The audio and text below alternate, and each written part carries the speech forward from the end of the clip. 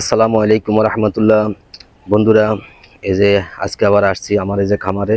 আইসে যে দেখেন আমার মাছগুলার খাবার দিছি। প্রথমত এগুলোর এখন রীতিমতো খাবার দিই। এই মাছগুলার এতদিন যে খাবার দিছে সে খাবারটা ছিল একদম পাউডার জাতীয় গুঁড়া খাবার। যে হ্যাচারি থেকে মাছগুলা কিনে নিয়ে আসছিলাম তারা ওই খাবারগুলা দিয়ে দিছিল। ওই খাবারটা বলছে 15-20 দিন খাওয়ানোর জন্য। যাক আজকে মোটামুটি 17-18 দিন, মাছগুলো আর কি 17 দিন মোটামুটি মাছগুলো আর কি ওই খাবারগুলো শেষ। তো আমি দানাদার খাবার নিয়ে আসছি আর কি।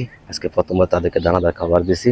এখন তারা খাইছে, একটু আগে এসে দেখেন তারা এখন হা করে করে খাইতে আছে আর এই যে খেলাধুলা করতে আছে আর কি।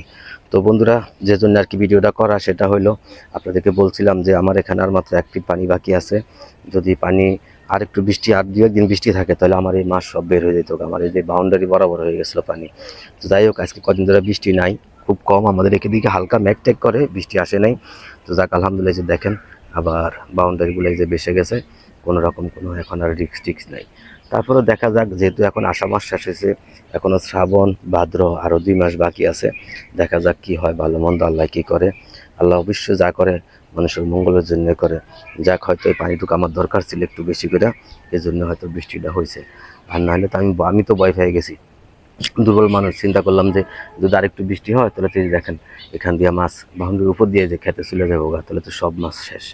তো যাক আলহামদুলিল্লাহ, এখন পর্যন্ত কোনো সমস্যা হয়নি গা। আর একটা বিষয় সেটা হলো এই যে আপনারা দেখতেছেন এখানে গাছগুলো এত বড় হয়ে গেছে, আমি খেয়াল করি নেই। আমি খেয়াল করি বলতে আমি প্রথম মনে করছি অল্প কিছু গাছ থাক, পানিটা ঠান্ডা থাকবে, মাছগুলো আর কিছু রেস্ট করতে পারবে। কিন্তু এখন দেখেন কি অবস্থা, মোটামুটি গাছ বেড়ে গেছে গা। তো এখন দেখা যাক আর কিছুদিন যাক, দেখি যদি সমস্যা মনে হয় তাহলে আর কি একজন লেবার নিয়ে বা লোকজন নিয়ে আমি নিজে থাইকা যেভাবে হোক গাছগুলো আর কি পরিষ্কার করার একটা চেষ্টা করব। তারপর দেখি, আমি জানি না গাছ থাকলে ভালো হবে না মন্দ হবে, সেটাও আমি জানি না। তো এখন আছে আর কি, এটা আপনাদেরকে দেখালাম। আর এই দেখেন পানি দিক দিয়ে উপরে উঠে গেছিলো গা, দেখছেন এখানে পানি ছিল পুরো আমার এই ক্ষেতের দিকে। এইগুলো গাছ গাছালি সব নষ্ট হয়ে গেছে গা পানিতে। এখন দেখ আলহামদুলিল্লাহ, দেখেন আবার এই যে পানি নিচে নেমে গেছে গা।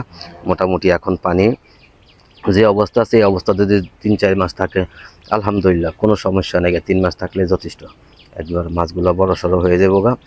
আর যাক, আল্লাহ যা করে ভালোর জন্য করে, যা হয়েছে ভালোই হয়েছে। তবে গত বছরকার থেকে এবছর পানিটা একটু বেশি উঠছে, এই জন্য আর কি আমি ভয় পেয়ে গেছিলাম। তো ঠিক আছে বন্ধুরা, আর কি বলবো, আপনারা দেখেন। আমি আজকে ভিডিও করার মূল উদ্দেশ্য হলো আপনাদেরকে জানানোর জন্য। এই যে দেখেন মোটামুটি বাউন্ডারিটা চারদিকে খেয়াল করে দেখেন, এই যে পানি অনেকটুকু নেমে গেছে গা। এখন আর কোনো রিস্ক নাই মাছের জন্য, এই তারা ঠিকঠাক মতো আছে আর কি। এই আর কি, এই জন্য আর কি ভিডিওটা করলাম। তো বন্ধুরা, জানি না আমার এই কৃষি কাজকর্ম আপনাদের কাছে কেমন লাগে। যদি ভালো লাগে অবশ্যই আপনারা লাইক করবেন, কমেন্ট করবেন, শেয়ার করবেন, সাবস্ক্রাইব করে আমাকে উৎসাহিত করবেন। আর আপনারাও যার কি বলবো, আপনারাও আপনাদের মতো করে চেষ্টা করেন যে আমরা কৃষিকাজের দিকে একটু মনোযোগী হই। এতে করে আমাদের দেশের যে আমাদের খাদ্যের চাহিদা মিটবে, তারপরে আমাদের পরিবেশের ভারসাম্য রক্ষা করবে এবং প্রকৃতির সৌন্দর্য আমরা উপভোগ করতে পারবো। পাশাপাশি আমরা শারীরিক মানসিকভাবেও অনেক সুস্থ থাকতে পারবো। দেখেন ওরা খাবার খাইতেছে, দেখেন অনেকগুলো, এই যে মোটামুটি একটু বড় হয়েছে আগের থেকে।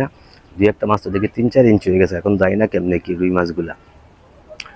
তো বন্ধুরা, এই আর কি, আপনারা আর কি বলবো। আর আজকের মতো রাখি, আপনারা সবাই ভালো থাকবেন, নিজের খেয়াল রাখবেন। আল্লাহ হাফেজ।